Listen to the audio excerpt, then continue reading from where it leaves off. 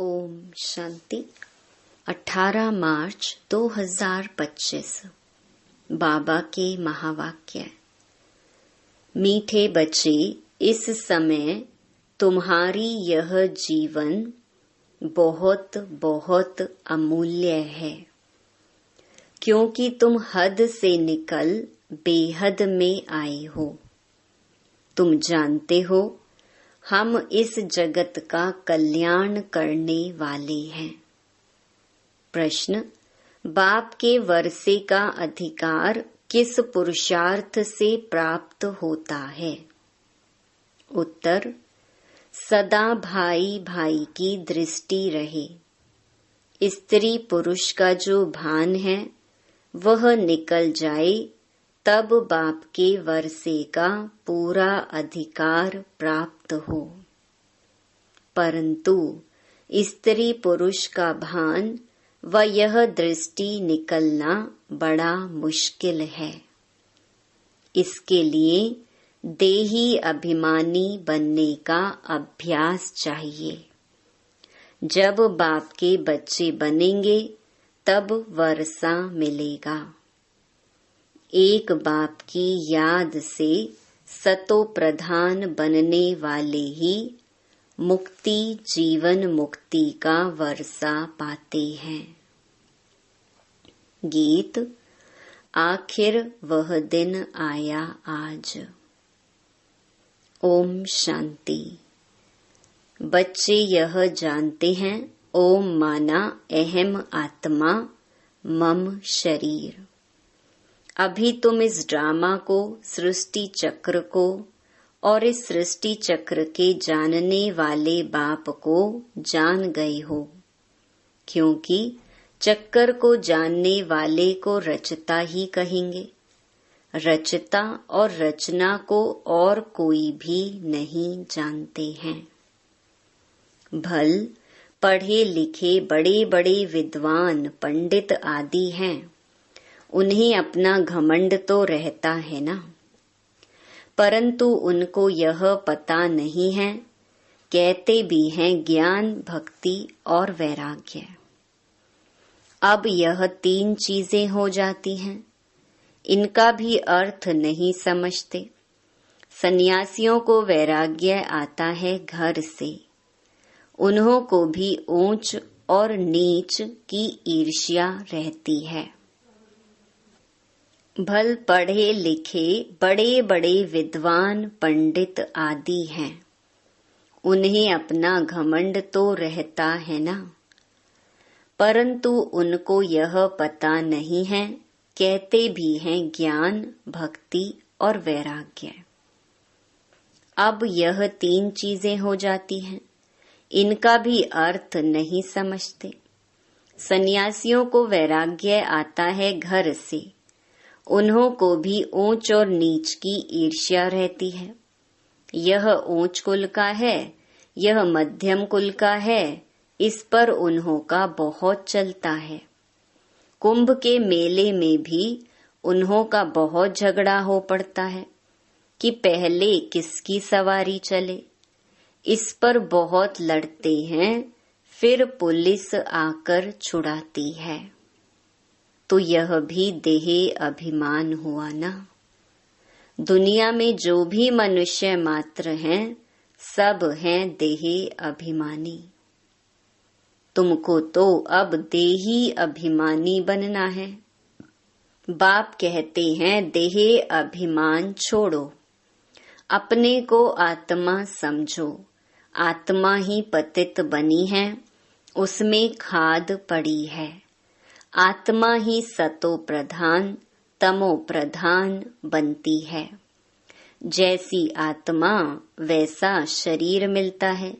श्री कृष्ण की आत्मा सुंदर है तो शरीर भी बहुत सुंदर होता है।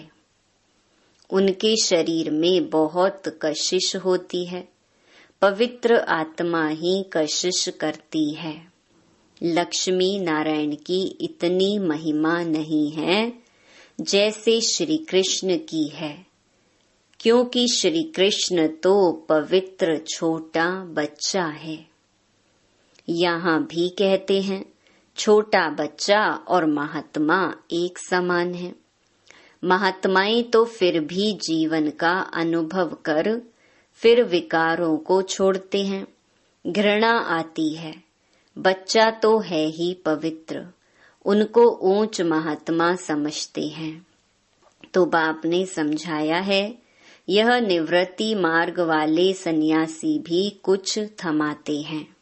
जैसे मकान आधा पुराना होता है तो फिर मरम्मत की जाती है, सन्यासी भी मरम्मत करते हैं। पवित्र होने से भारत थमा रहता है। भारत जैसा पवित्र और धनवान खंड और कोई हो नहीं सकता।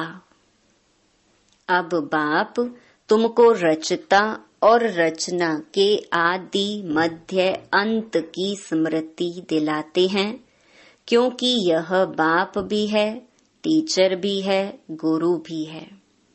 गीता में श्री कृष्ण भगवानुवाच लिख दिया है। उनको कभी बाबा कहेंगे क्या, अथवा पतित पावन कहेंगे क्या? जब मनुष्य पतित पावन कहते हैं तो श्री कृष्ण को याद नहीं करते, वह तो भगवान को याद करते हैं। फिर कह देते पतित पावन सीताराम, रघुपति राघव राजा राम। कितना मुंझारा है।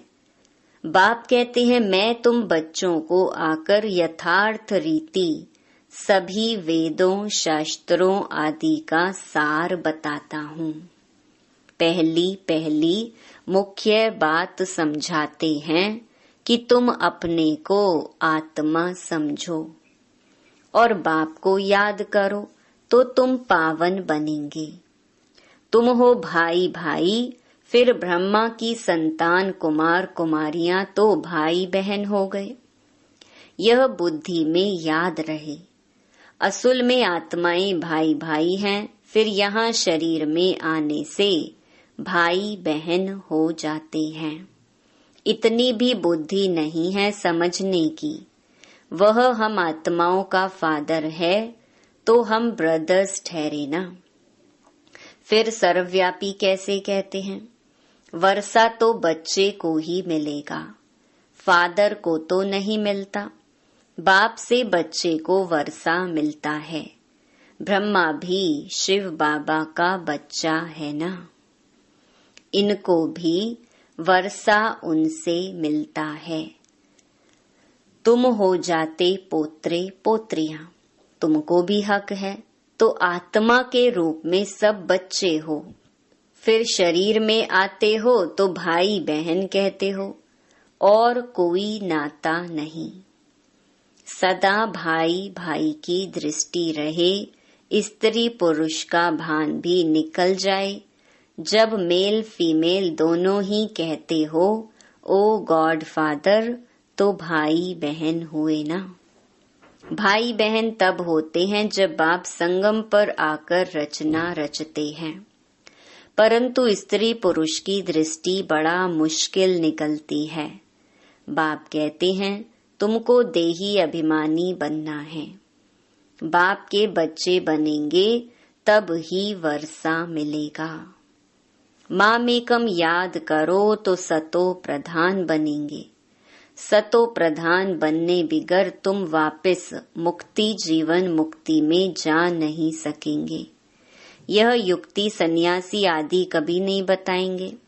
वह ऐसे कभी नहीं कहेंगे कि अपने को आत्मा समझ बाप को याद करो।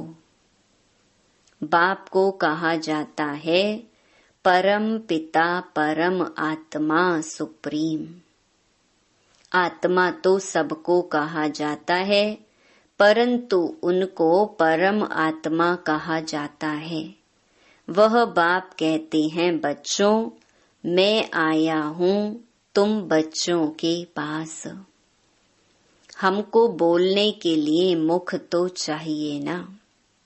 आजकल देखो जहाँ तहाँ गौमुख जरूर रखते हैं, फिर कहते हैं गौमुख से अमृत निकलता है।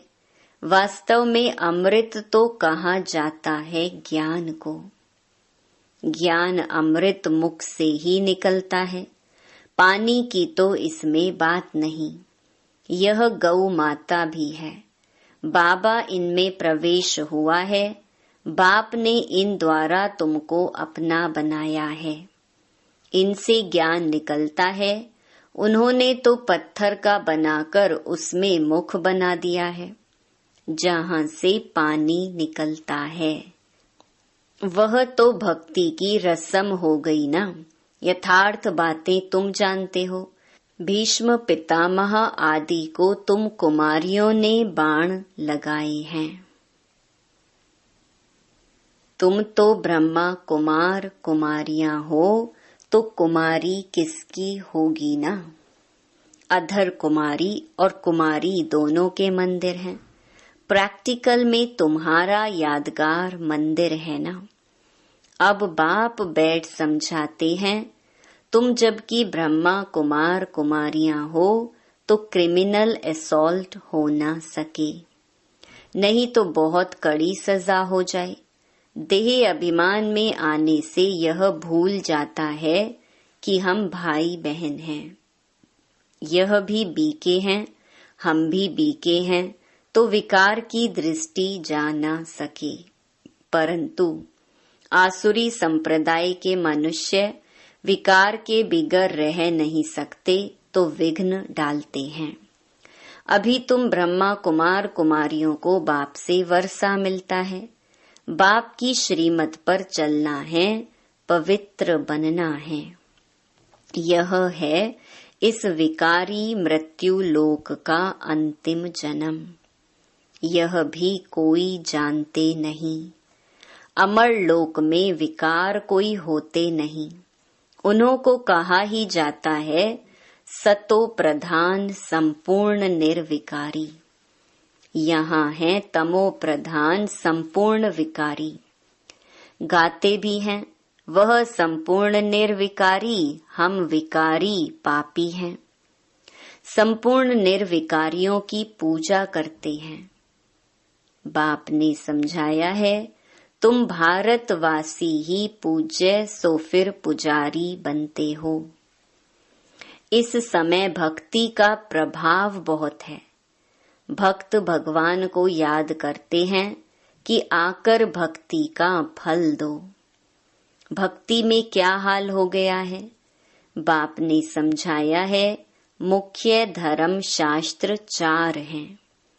एक तो है डेटिज्म, इसमें ब्राह्मण देवता क्षत्रिय तीनों ही आ जाते हैं। बाप ब्राह्मण धर्म स्थापन करते हैं।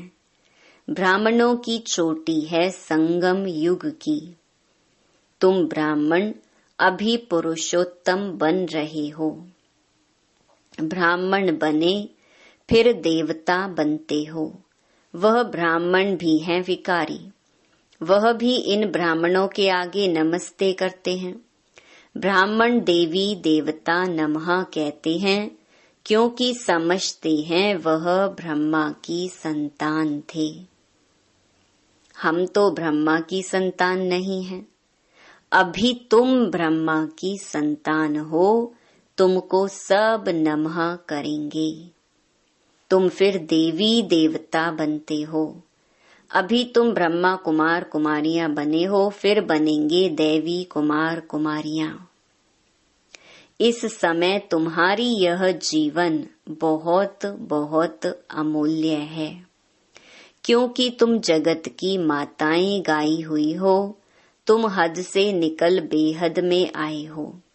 तुम जानते हो हम इस जगत का कल्याण करने वाले हैं, तो हर एक जगत अम्बा जगत पिता ठहरे। इस नरक में मनुष्य बड़े दुखी हैं। हम उनकी रूहानी सेवा करने आए हैं। हम उन्हों को स्वर्गवासी बनाकर ही छोड़ेंगे। तुम हो सेना, इनको युद्ध स्थल भी कहा जाता है। यादव कौरव और पांडव इकट्ठे रहते हैं। भाई भाई है ना। अब तुम्हारी युद्ध भाई बहनों से नहीं, तुम्हारी युद्ध है रावण से। भाई बहनों को तुम समझाते हो मनुष्य से देवता बनाने लिए, तो बाप समझाते हैं देह सहित देह के सब संबंध छोड़ने हैं। यह है पुरानी दुनिया। कितने बड़े बड़े डैम, कनाल्स आदि बनाते हैं, क्योंकि पानी नहीं है। प्रजा बहुत बढ़ गई है, वहां तो तुम रहते ही बहुत थोड़े हो। नदियों में पानी भी ढेर रहता है, अनाज भी बहुत होता है। यहाँ तो इस धरती पर करोड़ों मनुष्य हैं, वहाँ सारी धरनी पर शुरू में 9-10 लाख होते हैं और कोई खंड होता ही नहीं। तुम थोड़े से ही वहाँ रहते हो, तुमको कहाँ जाने की भी दरकार नहीं रहती। वहाँ है ही बाहरी मौसम, 5 तत्व भी कोई तकलीफ नहीं देते हैं। ऑर्डर में रहते हैं, दुख का नाम नहीं, वह है ही बहिष्त। अभी है दोजख। यह शुरू होता है बीच से। देवताएं वाम मार्ग में गिरते हैं तो फिर रावण का राज्य शुरू हो जाता है। तुम समझ गए हो, हम डबल सिरताज पूज्य बनते हैं, फिर सिंगल ताज वाले बनते हैं। सतयुग में पवित्रता की भी निशानी है। देवताएं तो सब हैं पवित्र, यहाँ पवित्र कोई है नहीं। जन्म तो फिर भी विकार से लेते हैं ना, इसीलिए इसे भ्रष्टाचारी दुनिया कहा जाता है। सतयुग है श्रेष्ठाचारी, विकार को ही भ्रष्टाचार कहा जाता है। बच्चे जानते हैं सतयुग में पवित्र प्रवृत्ति मार्ग था, अब अपवित्र हो गए हैं। अब फिर पवित्र श्रेष्ठाचारी दुनिया बनती है। सृष्टि का चक्र फिरता है ना। परम पिता परमात्मा को ही पतित पावन कहा जाता है। मनुष्य कह देते हैं भगवान प्रेरणा करता है। अब प्रेरणा माना विचार, इसमें प्रेरणा की तो बात ही नहीं। वह खुद कहते हैं हमको शरीर का आधार लेना पड़ता है। मैं बिगर मुख के शिक्षा कैसे दूं? प्रेरणा से कोई शिक्षा दी जाती है क्या? भगवान प्रेरणा से कुछ भी नहीं करते हैं।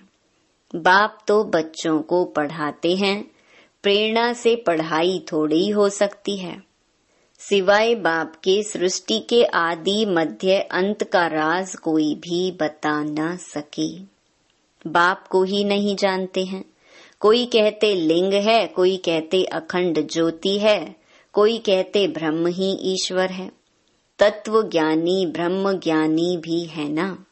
शास्त्रों में दिखा दिया है 84 लाख योनियां। अब अगर 84 लाख जन्म होते तो कल्प बहुत बड़ा चाहिए, कोई हिसाब ही निकाल ना सके। वह तो सतयुग को ही लाखों वर्ष कह देते हैं। बाप कहते हैं सारा सृष्टि चक्र ही 5000 वर्ष का है। 84 लाख जन्मों के लिए तो टाइम भी इतना चाहिए ना। यह शास्त्र सब हैं भक्ति मार्ग के। बाप कहते हैं मैं आकर तुमको इन सब शास्त्रों का सार समझाता हूँ। यह सब भक्ति मार्ग की सामग्री है। इनसे कोई भी मेरे को प्राप्त नहीं करते। मैं जब आता हूँ तब ही सबको ले जाता हूँ। मुझे बुलाते ही हैं, हे पतित पावन आओ। पावन बनाकर हमको पावन दुनिया में ले चलो। फिर ढूंढने के लिए धक्के क्यों खाते हो? कितना दूर दूर पहाड़ों आदि पर जाते हैं। आजकल तो कितने मंदिर खाली पड़े हैं, कोई जाता नहीं है। अभी तुम बच्चे ऊंच ते ऊंच बाप की बायोग्राफी को भी जान गए हो। बाप बच्चों को सब कुछ देकर फिर 60 वर्ष बाद वानप्रस्थ में बैठ जाते हैं। यह रस्म भी अब की है। त्योहार भी सब इस समय के हैं। तुम जानते हो अभी हम संगम पर खड़े हैं, रात के बाद फिर दिन होगा। अब तो घोर अंधियारा है। गाते भी हैं ज्ञान सूर्य प्रगटा, अज्ञान अंधेर विनाश। तुम बाप को और रचना के आदि मध्य अंत को अब जानते हो। जैसे बाप नॉलेजफुल है, तुम भी मास्टर नॉलेजफुल हो गए। तुम बच्चों को बाप से वर्षा मिलता है बेहद के सुख का। लौकिक बाप से तो हद का वर्षा मिलता है, जिससे अल्पकाल का सुख मिलता है, जिनको सन्यासी काग विष्टा समान सुख कह देते हैं। वह फिर यहाँ आकर सुख के लिए पुरुषार्थ कर न सके। वह है ही हठ योगी, तुम हो राज योगी। तुम्हारा योग है बाप के साथ, उन्हों का है तत्व के साथ। यह भी ड्रामा बना हुआ है। अच्छा, मीठे मीठे सिकिलधे बच्चों प्रति मात पिता बाप दादा का याद प्यार और गुड मॉर्निंग। रूहानी बाप की रूहानी बच्चों को नमस्ते। धारणा के लिए मुख्य सार। पहला, पावन बनने के लिए हम आत्मा भाई भाई हैं, फिर ब्रह्मा बाप की संतान भाई बहन हैं। यह दृष्टि पक्की करनी है। आत्मा और शरीर दोनों को ही पावन सतो प्रधान बनाना है। देह अभिमान छोड़ देना है। दूसरा, मास्टर नॉलेजफुल बन सभी को रचता और रचना का ज्ञान सुनाकर घोर अंधियारे से निकालना है। नरकवासी मनुष्यों की रूहानी सेवा कर स्वर्गवासी बनाना है। वरदान, मास्टर ज्ञान सागर बन ज्ञान की गहराई में जाने वाले, अनुभव रूपी रत्नों से संपन्न भव। जो बच्चे ज्ञान की गहराई में जाते हैं, वे अनुभव रूपी रत्नों से संपन्न बनते हैं। एक है ज्ञान सुनना और सुनाना, दूसरा है अनुभवी मूरत बनना। अनुभवी सदा अविनाशी और निर्विघ्न रहते हैं, उन्हें कोई भी हिला नहीं सकता। अनुभवी के आगे माया की कोई भी कोशिश सफल नहीं होती। अनुभवी कभी धोखा नहीं खा सकते। इसीलिए अनुभवों को बढ़ाते हुए हर गुण के अनुभवी मूरत बनो। मनन शक्ति द्वारा शुद्ध संकल्पों का स्टॉक जमा करो। स्लोगन, फरिश्ता वह है जो देह के सूक्ष्म अभिमान के संबंध से भी न्यारा है। अव्यक्त इशारे, सत्यता और सभ्यता रूपी कल्चर को अपनाओ। संपूर्ण सत्यता भी पवित्रता के आधार पर होती है। पवित्रता नहीं तो सदा सत्यता रह नहीं सकती है। सिर्फ काम विकार अपवित्रता नहीं है, लेकिन उसके और भी साथी हैं। तो महान पवित्र अर्थात अपवित्रता का नाम निशान न हो, तब परमात्मा प्रत्यक्षता के निमित्त बन सकेंगे। ओम शांति।